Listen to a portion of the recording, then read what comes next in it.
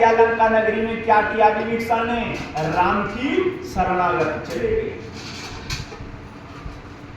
पांचों पांडव कृष्ण जी की शरणागत चले गए।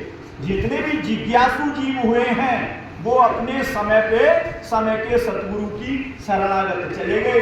सतगुरु ने उन्हें सच्चा ज्ञान दे करके बोध करा करके और आवागमन से मुक्त कर दिया, 84 लाख योनि से मुक्त कर दिया। ये खेल है। लेकिन हम आजकल कौन सी शरण जा रहे हैं?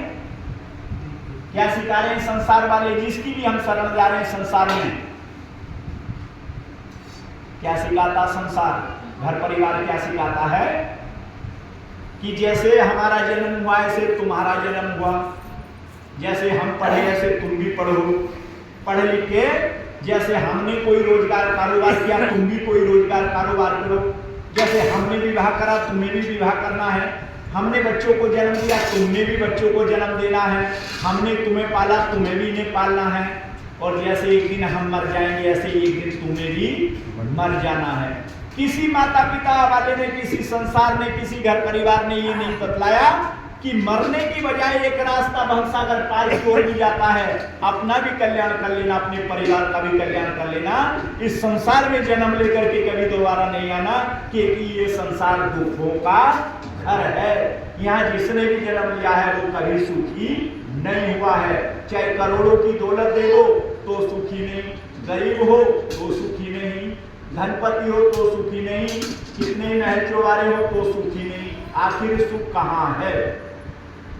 हम सब सुख की तलाश में घूम रहे हैं। एक चींटी से लेकर के एक हाथी तक, एक मनुष्य तक सब सुख की तलाश में घूम रहे हैं, लेकिन सुख किसी के पास है नहीं। क्यों नहीं है? कोई भी बताए। ये बात देखो, ये बता रहे भैया सोनू कि इस संसार में जब कहीं सुख है ही नहीं तो मिलेगा कहां? सुख है कहां? दिन कहे धनवान सुखी, दिन कहते गरीब के लिए गरीब आदमी कह रहे हैं भैया धनपति सुखी है। दिन कहे धनवान सुखी। अब धनवान से पूछा भैया सुखी हो? बोले ना। कौन सुखी है? धनवान कहे सुख राजा को भारी कि राजा सुखी। राजा से पूछा आप सुखी हो? बोले ना। राजा कहे महाराजा सुखी कि चक्रवर्ती सम्राट सुखी होंगे, लेकिन वो कह रहे हमें तो भी बड़ी समस्या है। राजा कहे महाराजा सुखी, महाराजा कहे सुखी इंद्र को भारी, इंद्र कहे विधि ब्रह्मा सुखी, ब्रह्मा कहे ना सुख विष्णु को भारी, कहे संतन विचार बिन हरि भजन सब जीव उभारी, कि जिसे वो गुरु नाम सुमरन मिल गया वो इस संसार में सुखी है, वरना सब दुखी हैं। क्यों? क्योंकि दुखों का सामान खरीद लिया है। जिसपे जितना धन होगा, जितना रोजगार होगा, जितना बड़ा कारोबार होगा, वो उतना ही दुखी होगा। क्योंकि ये सब विनाशी धन है, इसका सबका विनाश होना है। और अविनाशी धन तो एक है, क्या? प्रभु का सुमरन, उत्तम चरित्र, सुंदर मर्यादा, ये मनुष्य का गहना है। ये किसी ने पहन लिया, ये बात किसी की समझ में आ गई तब तो मालामाल है, नहीं तो वही है कैसे? जैसे कि हाथी नदी में स्नान करके निकलता है और स्नान करते ही बाहर रास्ते की धूल उठाता है, अपने ऊपर उड़ेल लेता है, वो स्नान नहीं।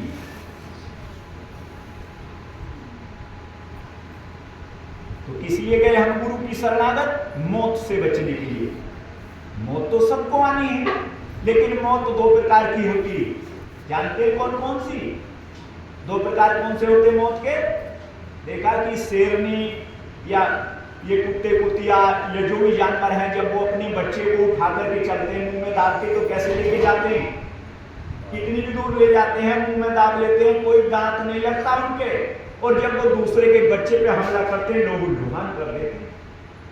यदि हम गुरु की शरणागत रहे तो ठीक मौत हमें इसी प्रकार उठा करके ले जाती है जैसे जानवर अपने बच्चे को लेकर के जाता है। और यदि हमने गुरु का स्मरण नहीं किया और इस तरह से ही रहे खाने पीने सोने जागने में, तो फिर मौत लोहू लुहान कर देती है, अर्थात 84 लाख योनि में डाल देती है। और 84 लाख योनि का कष्ट और दुख भरना पड़ता है, बड़ा कष्ट उठाना पड़ता है। तब हमें याद आती है हाय हमने मनुष्य योनि भी ली और मनुष्य योनि लेकर के उस नाम का सुमरन नहीं किया, उस परमात्मा को नहीं जाना, तो फिर बड़ा दुख उठाना पड़ेगा। क्योंकि इसलिए हर जीव अपने माँ के गर्भ में ये वादा करके आया है। कौन सा वादा? हमारे वेद शास्त्र बतला रहे हैं कि माँ के पेट में जब गर्भ रहा था, अंदर राम ही राम रटे था, देख अंधेरा तूने प्रभु को डेरा, हे परमपिता परमेश्वर माँ के घोर नरक से मुझे बाहर निकाल, पृथ्वी पर जाकर के चाहे खाने को अन्न मिले या न मिले, पृथ्वी पर जाकर के चाहे जल पीने को मिले या ना मिले, पृथ्वी पर जाकर के चाहे 2 गज जमीन मिले या ना मिले, मैं तेरा भजन करूंगा, तेरी इबादत करूंगा। और यहाँ करके सब भूल गया। काय में भूल गया कि दिवस गमाया खाए के, रैन गमाई सोए, हीरे जैसे जन्म को घोड़ी बदले कोई। परमात्मा के पास सबसे सुंदर सामान क्या है? बता सकता कोई?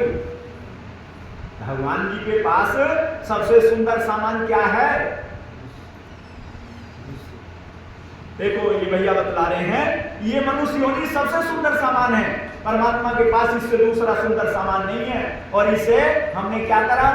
खाने पीने सोने जागने में गवा दी। ये काम तो पशु भी कर रहा, ये काम हमने करा और ये पशु पक्षी कर रहे हैं, तो फिर दोनों में अंतर क्या हुआ? और गोस्वामी जी कह रहे हैं क्या?